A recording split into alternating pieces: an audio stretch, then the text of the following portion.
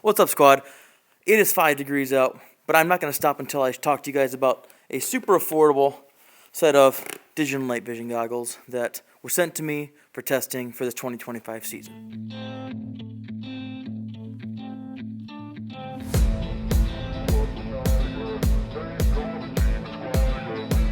Alright, so the first thing we get when we actually get our device is going to be this box. This box, it's fairly well packaged.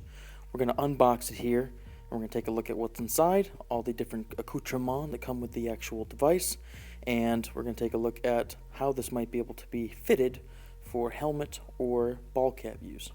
Alright, so we've got our box, and when we open our box, we're given a carrying case. Not too shabby. Once we go into our case,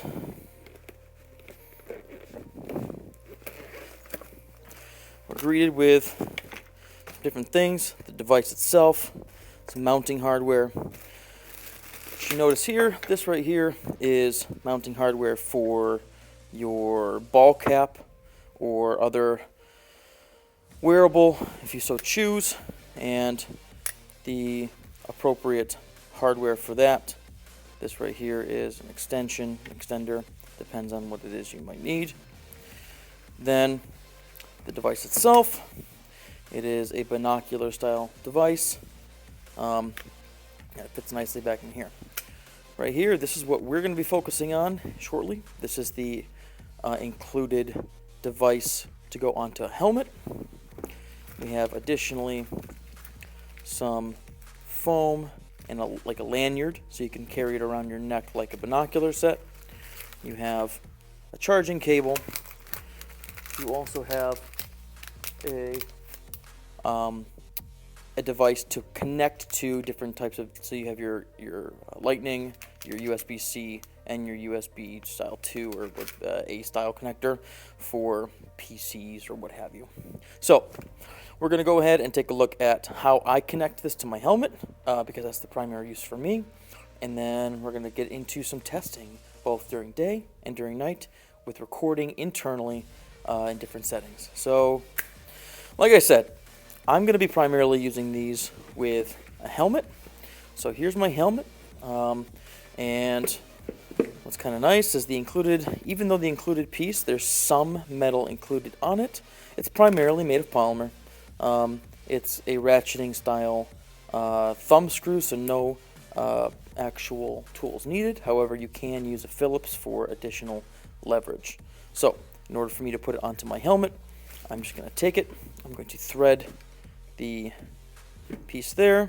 I'm going to just hand tighten it here onto this female adapter here. Bingo. Just for now. On here, there's a lever switch.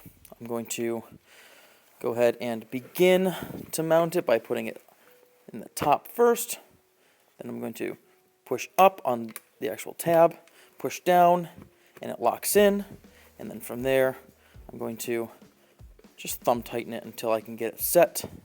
Notice there's a magnet here and a piece of metal there so that it holds nicely when I go to walk around without wanting it deployed. So we're out in the woods, going to do a little bit of a navigational practice using these nods, seeing what shooting looks like, or at least pulling the weapon up to sight looks like.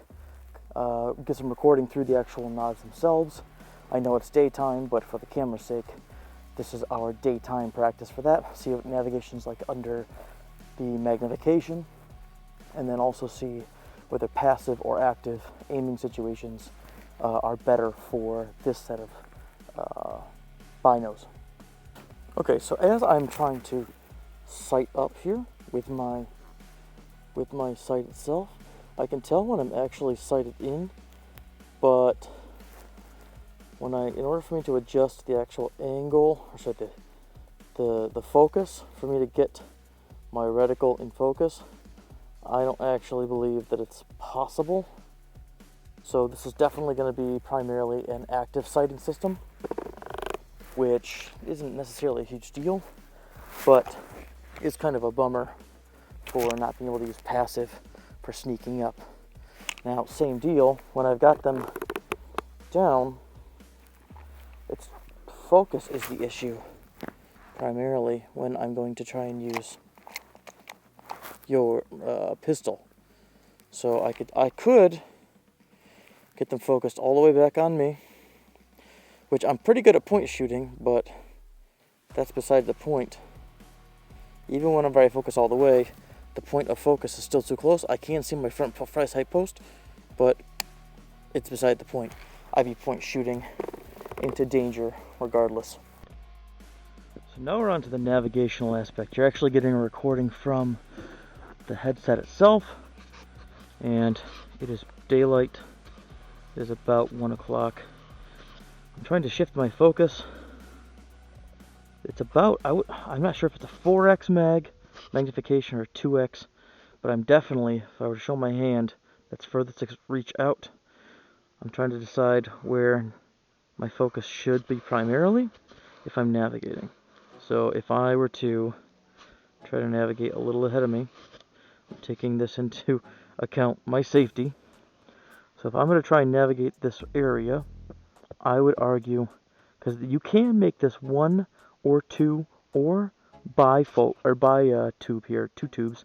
So I could, in theory, do 1 tube for magnification and 1 tube turned off. But I'm just going to try and walk a little bit here to see how safe I can do this. So this is in 4K. This is a way I've chosen to record.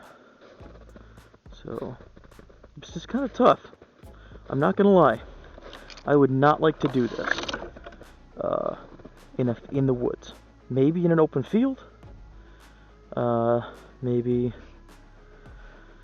if I were the only one with nods, I could just blast this place with IR light. But I think it would really take a lot of practice to navigate. Let's see if I were to. It would take a lot of practice. I haven't hit anything yet. But maybe I'm just a novice when it comes to nods, but this zoom makes it pretty tough to not hit something. I'm also being very sure of my footing, slow as you go. I'm just kind of trying to follow these tracks a little bit, these deer tracks.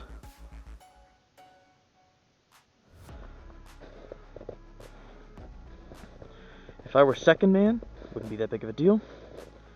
If I'm first man through the woods, that'd be a tough go.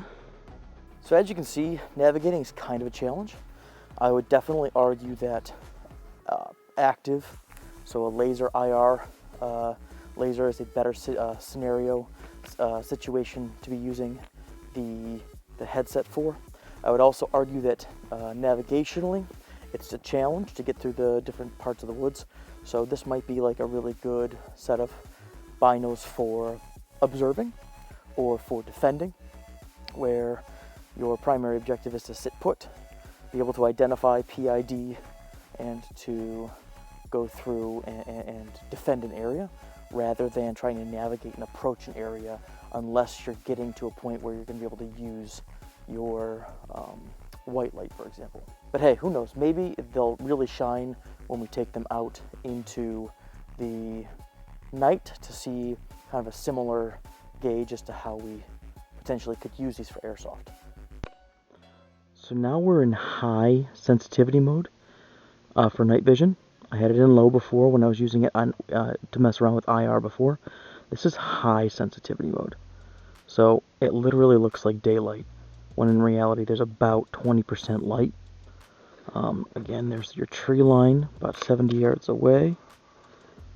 And you can see it's easy to focus. This would be good on a tripod for reconnaissance, or for quick flip down for reconnaissance. My tree line right here, it's about 40 yards. So this is high sensitivity, literally like daylight. Alright, so now this is the true test. Whenever I look into the woods, I literally cannot see a thing.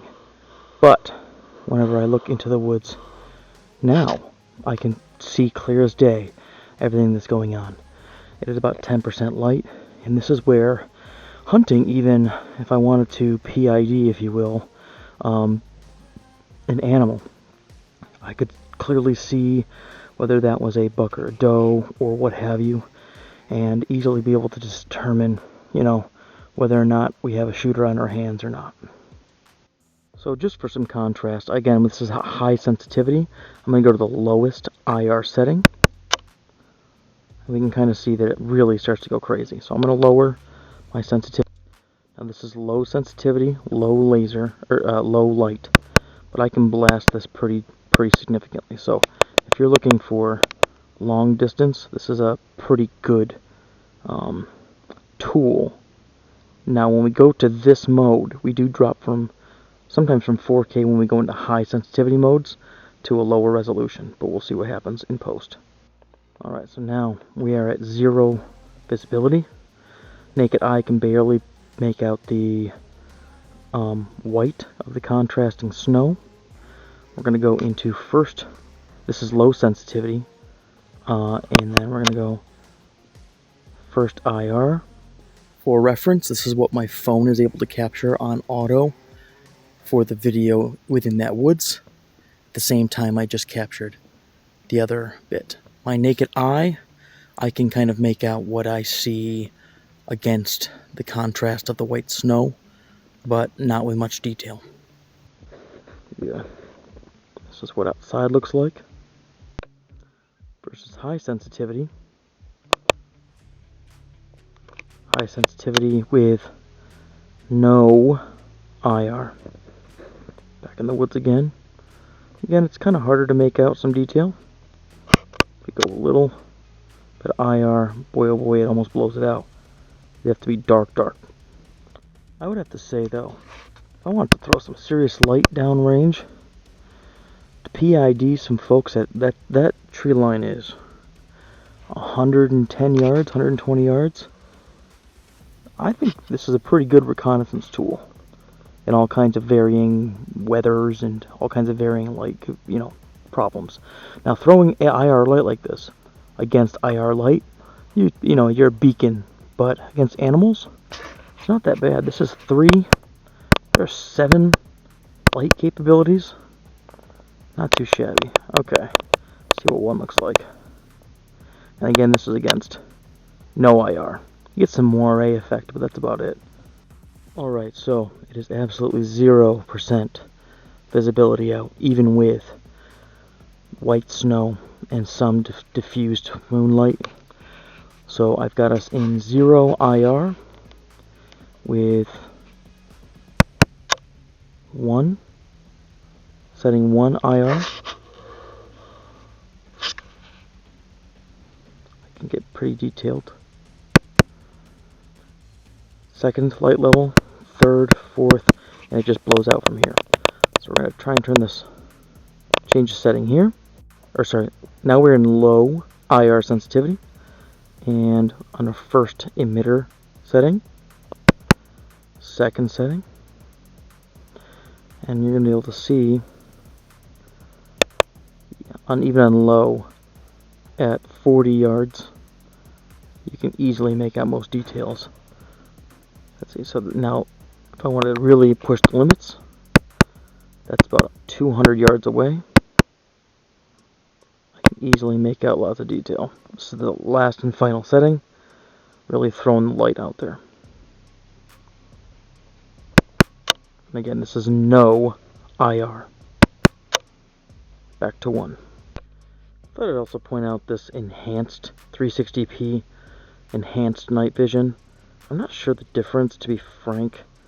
Maybe it's like an HDR or like an HD, quote unquote. But comparing this to the 4K with just a little more IR light, I don't know, the detail is just a lot better with this 4K. I think that boosts the shadows and reduces the highlights, kind of like a less contrasting image. This is with low IR setting. Again, pitch black.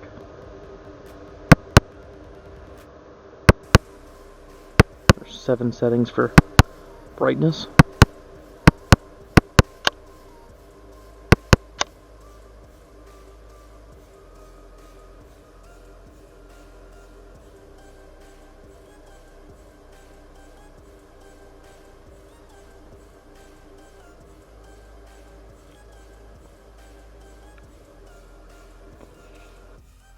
hopefully you guys liked the video. This is just a quick overview, the first couple of outings that I've had with the actual device, and what my initial thoughts are on its uses, implementations, and possible benefits or drawbacks for Airsoft. Until next time, guys, remember, don't take yourselves too seriously. This is a game where we get to go have fun with our fabulous friends in our fabulous costumes, having a fabulously good time. So, enjoy yourselves. Stay safe out there.